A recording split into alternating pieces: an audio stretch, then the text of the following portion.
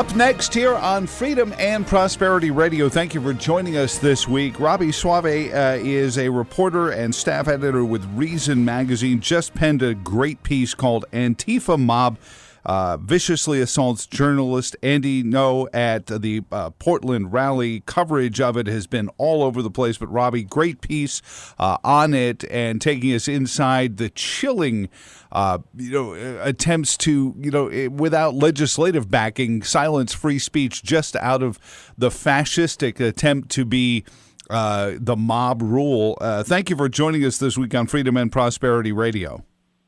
My pleasure. It is fascistic, which is ironic because these people actually call themselves the Antifascists, and they think they're fighting against authoritarianism, and that their fight against authoritarianism requires them to beat, to punch, not just those they perceive as fascists or as their enemies, but also the independent press, also people who would just document their activities for public consumption. And that's the part, and I guess time after time, it becomes almost standard operating procedure out of Alinsky's Rules of Radicals. Take what you're doing, accuse your opponents of it, and then proceed from that point. So if we're the anti-fascists, anyone we're beating up must be fascists, then seems to be the logic that they take. But now, as you said, it goes to even just people chronicling what's going on. What implications should the public take from the fact that they don't want to be chronicled in just their normal day-to-day activities? And are the members of the general public grasping this in enough numbers to finally put a kibosh on their behavior? I think the most important thing to understand about Antifa is that they are a deliberate illiberal movement. Illiberal in that they don't recognize the kind of rights that this classical liberalism or Enlightenment liberalism, whatever you want to call it, extends to all people. They do not recognize those. Their activities date all the way back to the 1930s. They've been supposedly fighting fascists, ineffectively, I think. But they say explicitly that there should not be free speech rights, etc., for people who they perceive to be fascists. Of course, if you're going to have the position, if you're going to take the position that violence against, the far right or the political far right is permissible, then you ought to have like a very, very cautious and clear definition of who exactly falls under that category. But of course, the sort of people who endorse widespread political violence against the far right then end up defining the far right as merely anyone who disagrees with them. And of course, everyone disagrees with them because they're on the far left. Is it chilling? And as a student of history, this is what the fascists and the National Socialists did in Germany. They created scenarios where, first it was the brown shirts, then it was the Gestapo to clean up the brown shirts. The Polish were supposedly terrorizing the German border, so we had to invade. It seems like there's another wave to come. So we've got Antifa creating this chaos, and then a strongman authoritarian government will come in to restore order, and all of us, right, left, Republican, Democrat, will say, "Oh, thank you, God, for restoring order," and all of a sudden, all our rights will be gone. Absolutely, that is one of my principal fears. I'm glad you brought that up. The actions of an extreme fringe, and they are an extreme fringe. The numbers are not large, but they're vocal and they're attention drawing. And then their radical behavior will then justify radicals on the other side. My book, Panic Attack: Young Radicals in the Age of Trump, which just came out last month, and goes over some of these radical tactics of these activist groups. Yeah, there was an anecdote from the 1960s. Richard Nixon was told that he should expect that there's going to be really unsettling, sort of violent, radical student protesting on campus in the next year. An aide told them this, and his reply was, "Good," because he knew that makes the broader public more sympathetic to the kind of law and order policies he wanted to push anyway. Right, and then it's like, well, we need to surveil your computer just so that we know where Antifa is so we can track him down. Okay, yeah, sure, I'm fine. Just you take a look at my computer, you'll see that I'm not Antifa, and then, maybe you'll be next. It's like if you've done nothing wrong, you must have nothing to hide. Exactly. It's all common sense. Robby, then having seen it firsthand, I girded my loins, medicated my wife on August 12th, 2017, and went to the corner of Market and 4th Street in Charlottesville, my hometown, because I felt like somebody from at least the Charlottesville press should be present to watch Antifa up close, along with the National Socialists of David Duke and all his local minions, who I don't share their names because they don't need the publicity.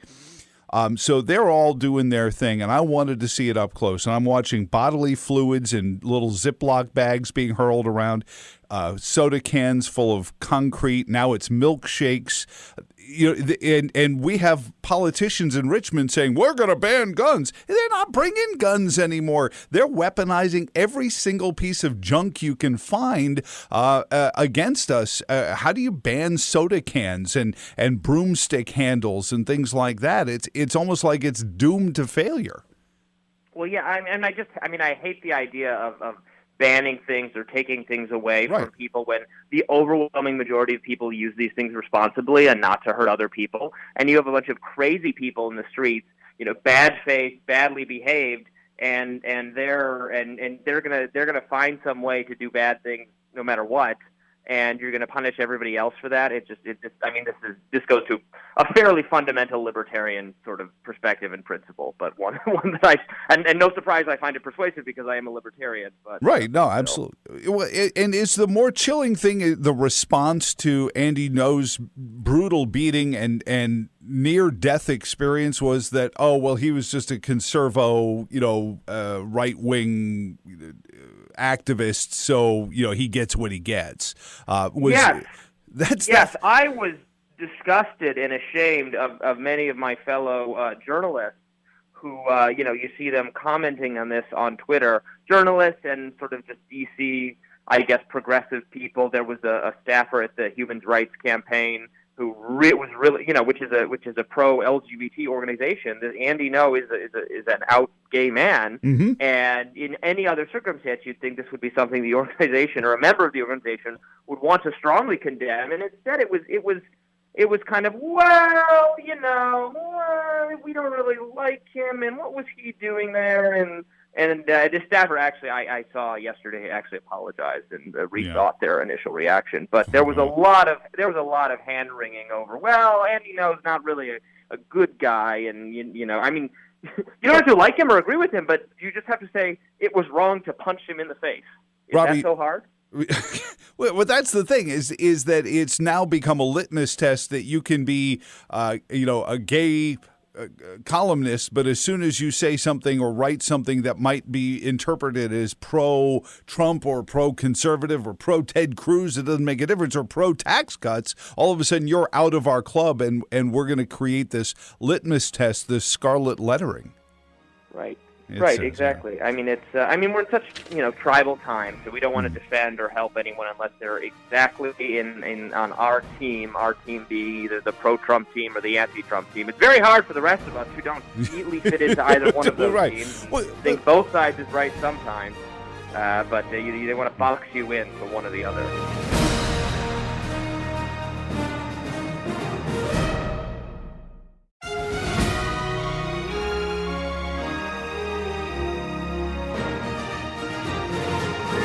Robby Soave is a staff editor with Reason Magazine, and I'm going to miss Freedom Fest this year. I know you guys always have a big, corner emplacement there in Las Vegas for Freedom Fest, and it's one of the great organizations with the great chronicles of just life in objectivism.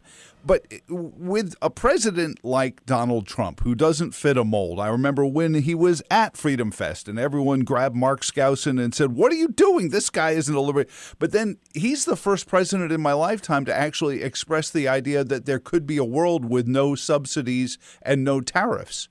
And pointing out that one has to go with the other. And you stop and you say, well, hold it, that's somewhat of a libertarian principle, isn't it? And maybe, he's the one that doesn't fit neatly in a boxes. And I'm just throwing that out to, as a discussion point because it seems to be the flashpoint where all this Antifa angst and hate and standing up for racial justice in Virginia and all these indivisible movements which have evolved out of the organizing for groups have focal pointed on Trump, who seems to not fit into that classical mold of either political party. Well, I mean, that's true. I mean, Trump is not ideological. So it's difficult for people who are. I mean, I'm ideological, so it becomes difficult to grapple with him because he's not doing things in accordance with a political philosophy. Right. So sometimes he does things I like. I mean, I like his foreign policy better than I think most of even his Republican alternative. Mm-hmm. I don't like that he wants to slap tariffs on everything. But and to me those things are intention. But to him he's not thinking about the philosophy. So it makes for frustrating times where I'm defending him strongly one minute and really him the next, and people are like, well, are you for him or are you against him? And you can be both. That's the joy of America, is we get a new president once every 4 to 8 years. So this importance and could this be the offshoot of this? We've watched the polling numbers, Robby, of congressional approval reach back into the 20s from the teens where it had been, and the president's still hovering there in the mid 40s. Is this maybe that moment when the imperial presidency in the aftermath of the Trump presidency finally is put back into its more constitutional place as an equal amongst the congressional and judicial branches? Man, I wish, but I can't imagine. I mean, right now, the progressives or the Democrats of the left are, I think, slightly more interested than they were when President Obama was in office in sort of limiting the imperial presidency. But if Trump's replaced by a Democrat, that concern will just totally flip. It'll be now, once again, you'll have Republicans saying, well, no, executive orders are bad, blah, blah, blah. And Democrats saying, no, we have power now. We're not going to just give it up. So, and Congress has no interest whatsoever in reasserting in claiming the powers that the Constitution gives to them as a co-equal branch of government. I mean, they're unwilling to do anything unless they have the support of the president, which is not at all how the system was designed. Exactly. And that's just all of those people saying, "No, we'd rather be on TV and running for president ourselves. We're not going to do anything."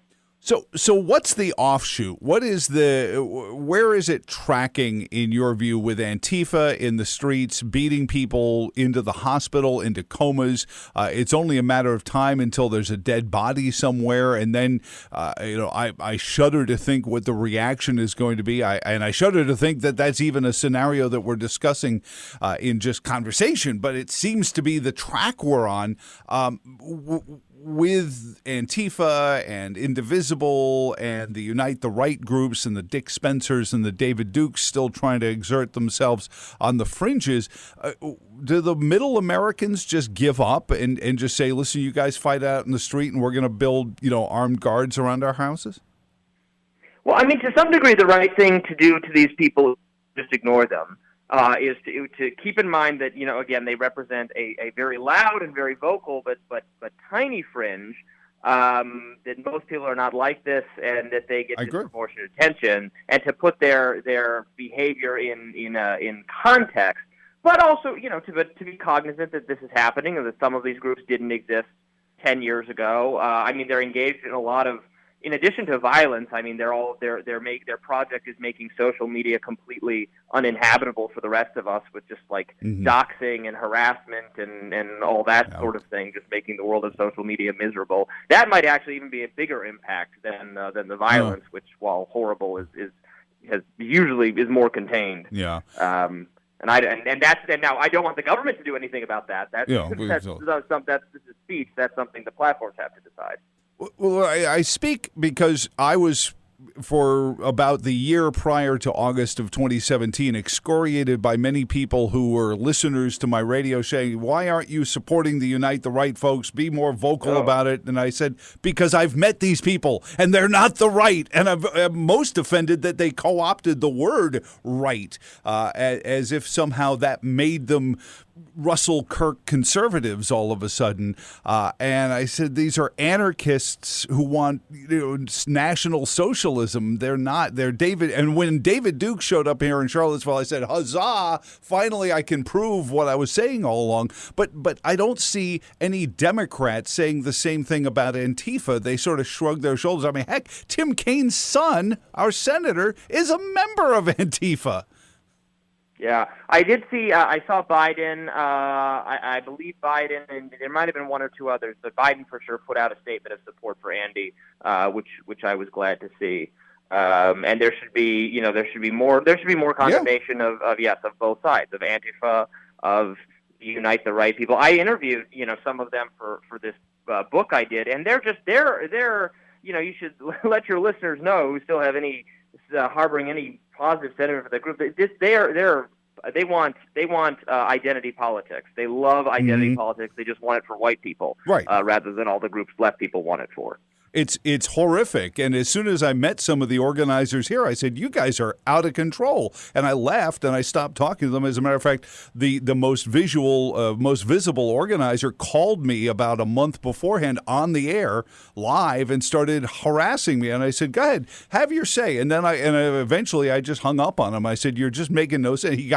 I gave him enough rope to bluster himself into lunacy, and he just sounded like a spluttering maniac.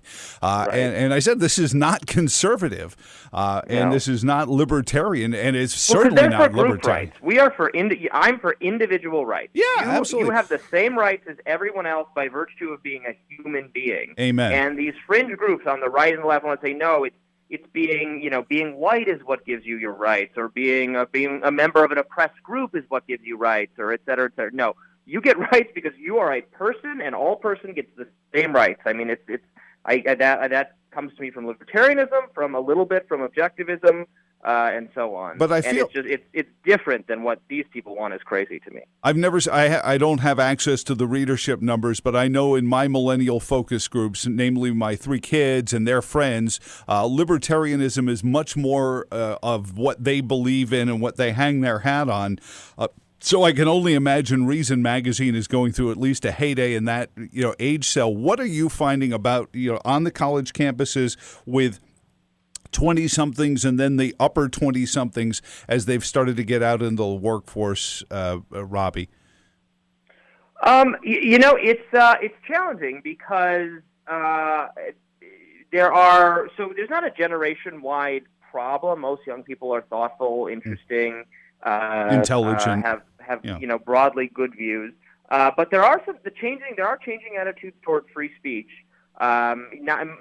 Predominantly among an activist subclass that again does not represent the entire generation whatsoever, but whose views, especially on college campuses, have blended into the broader mix a little bit, and whose views on things like free speech are troubling to me. And also, there's renewed an appreciation for a version of socialism, democratic socialism among young people, particularly politically active young people, that is concerning to me. Now, they're not thinking of socialism in the same terms that you and I would think of it in the government nationalizing industries, the workers seizing the means of production, et cetera, et cetera. They're thinking of it in just taking care of people and sort of broad, happy claims that, well, who could be against that if you define it so broadly. Right. Yeah, like the first generation of Russians. The first generations of Russians thought it was great. It was the second and third that started saying, this is not what we bought in for. And that's true. We see it where we can vote for industry. Well, you can have a business if we all vote for it. And I guess that's fine until it's your business that gets voted down, and maybe that's what has to come about. Again, the book is, you said it's only out for a month now? I saw you on Tucker talking about it, so I for some reason I thought it had been out longer. I'm in bed by 9 o'clock, so I see a lot of my TV in the aftermath. So how is it selling? Well, I don't have the numbers yet, but I've been signing books and selling books, and I've been on Fox a lot to talk about it, and radio and some other programs. Yeah, we were doing pre-orders for a long time, but it's been available in stores now for a month, and everyone who's listening to this should go get a copy. Well, everyone who's listening should go get a copy, or go. Will you be in Las Vegas for Freedom Fest? I know that. Yes, I will be there. I'll be giving a couple talks there and selling and signing books. Yep. I know that people, when I'm there, and I've been there for a good part of the last 6 or 7 years, I'm always, kind of humbled by the number of Virginians that come up to me and say, "Oh, I knew you were here somewhere. I wanted to come say hello." So everyone who's listening, who's going to Las Vegas in a couple of weeks, go find Robby and get the book. But please keep chronicling this for us, because the only way this is going to change is the more, I think we just have to bury them under just sheer volume of articles and scholarly works, because I truly it seems to be the only bucket we have left. I agree. Keep fighting. Keep fighting for truth and for individual liberty. That's what I say. Reason.com is the website. Robby Soave, thank you very much for joining us this week on Freedom and Prosperity Radio. My pleasure. Thank you. And, of course, the best part of the story is Andy is on the mend, and, but when is the next time, and does it change after that? Thank you all for listening this week on Freedom and Prosperity Radio. Again, everything is up on the websites, tertiumquids.org, and then we have a YouTube channel with the podcasts as well. Stay tuned. We'll be back again next week for all of us here at the Virginia Institute for Public Policy. My name is Joe Thomas. Until then, so long, and thanks for all the fish.